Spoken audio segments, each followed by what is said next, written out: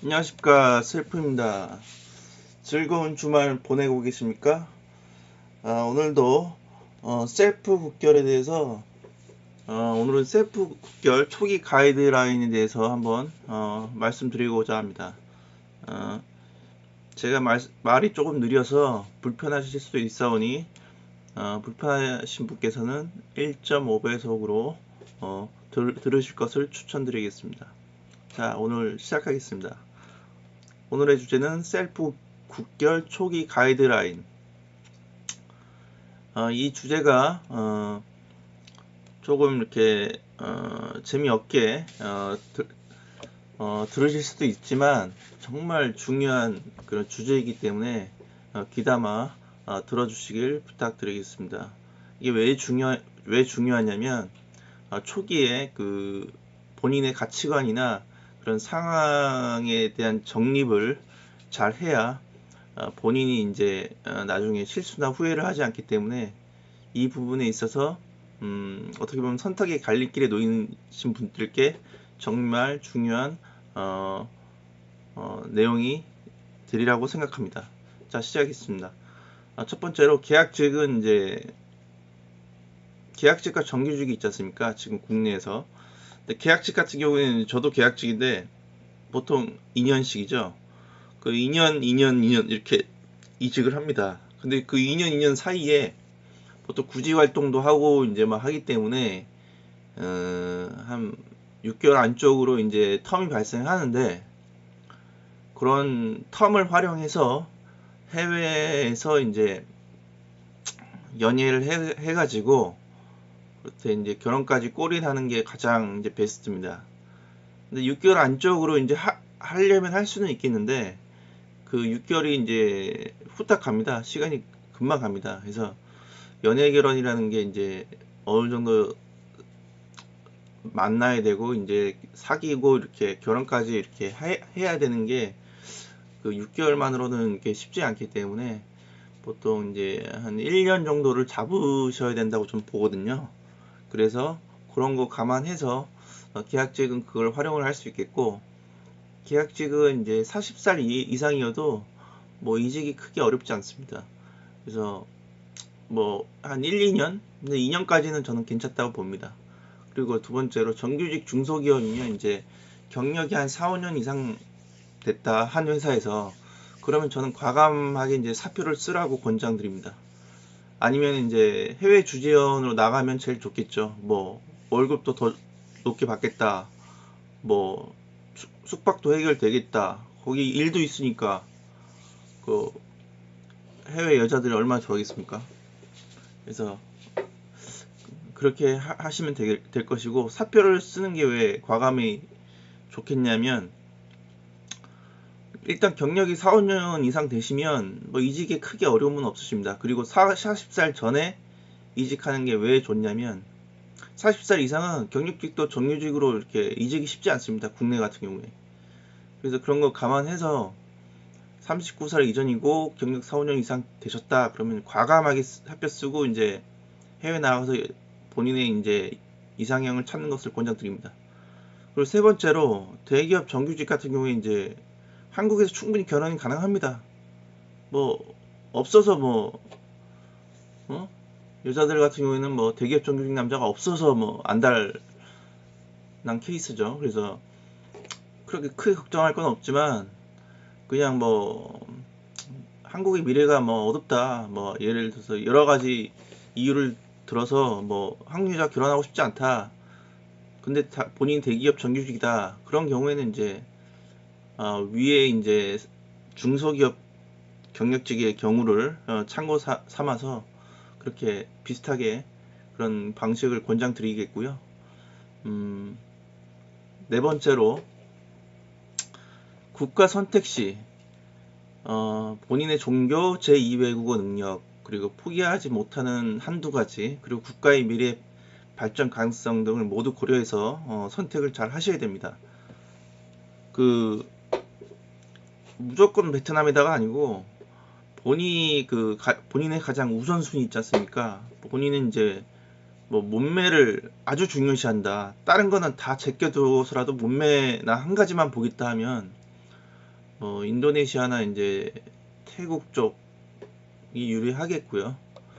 이제 나는 이제 이슬 뭐 이슬람교는 절대 안 된다. 그러면 이제 인도네시아나 말레이시아는 좀 피하셔야 될 거고요.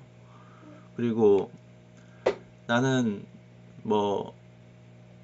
중국어가 좀 된다. 그러면 이제 싱가포르 쪽이나 그쪽으로 이제 가실 수도 있을 것이고요. 그리고 나는 좀 이렇게 얼굴을 좀 본다. 그러면 이제 무난하게 얼굴들은 다 이제 무난하게 괜찮으니까 이제 필리핀만 좀 피하시면 될 것 같습니다. 필리핀 같은 경우는 이제 원주민의 피가 많이 섞였는지 좀 원주민스러우신 분들이 많고요. 그리고 혼혈이 많습니다. 그래서 필리핀 같은 경우는 조금 피하시면 될 것 같고, 그런 식으로 해서 선택을 하시면 될 것 같습니다. 그리고 위에서 이제 엎드렸듯이 이제 종교 제반 사항 중에 종교가 가장 중요한데, 그 이유는 이제 동남아가 이슬람교가 의외로 많습니다. 한국 사람들에게는 이슬람교가 참 약간 부정적으로 좀 인식이 돼 있는데, 꼭 이슬람교가 부정적인 그런 인식만은 있는 것이 아닙니다. 세계에서 가장 많은 종교인의 수가 이슬람교고요. 그 다음이 이제 기독교나 천주교 쪽으로 제가 알고 있습니다. 그만큼 세계적으로 이제 베스트 가장 많은 사람의 수가 선택한 종교가 이슬람교고요. 그래서 무시 못할 종교고, 다만 이제 중동 쪽이나 이런 쪽에 이슬람교가 많기 때문에 이제 이슬람교 쪽에서도 이제 극단주의죠. 그쪽 시아파나 이런 쪽으로 이제 테러리스트가 뉴스에 많이 이제 나오다 보니까, 그쪽으로 해서 이제 이슬람교가 많이 언급되다 보니까 부정적 인식이 많이 깔려 있을 수밖에 없는데, 동남아 쪽 이슬람교는 그런 쪽과는 그런 거리가 좀 있다고 보시면 될 것이고요. 인도네시아와 말레이시아 쪽이 이슬람교가 많은 것으로 알고 있습니다. 그래서 저도 인도네시아, 말레이시아 배낭여행 해봤지만 사람들이 참 좋고 부드럽습니다. 다른 동남아 국가들의 사람들과는 좀 성향 자체가 좀 다릅니다. 그 이슬람교의 영향을 저는 받은 것으로 저는 생각됩니다. 그래서 무조건 이슬람교가 나쁘다 그렇게만 인식이 되진 않아야 될 것입니다. 그래서 저는 가장 무난하게 불교나 무교를 이제 권장드리겠고요. 기독교나 천주교도 괜찮은데, 꼭 이제 한국뿐만 아니라 다른 나라들도 기독교나 천주교 교회나 성당이 많지 않습니까? 동남아도 마찬가지고. 근데 이제 제 경험상이고 느껴본 바로는 이제 힘들 때만 하나님 찾고 종교를 이용만 하려는 부류들이 어느 나라나 다 있습니다. 남자든 여자든 나이가 적든 많든. 그래서 이런 것도 이제 잘 고려해서 선택을 하셨으면 좋겠고요. 제가 앞에서 언급드렸듯이 이슬람교를 제가 비하하고 싶지 않습니다. 제가 인도네시아 이제 여자도 좀 만나봤고 했는데, 좀 이제 히잡을 씁니다. 히잡을 쓰는데, 물론 인도네시아에도 이제 무교가 있고 합니다. 근데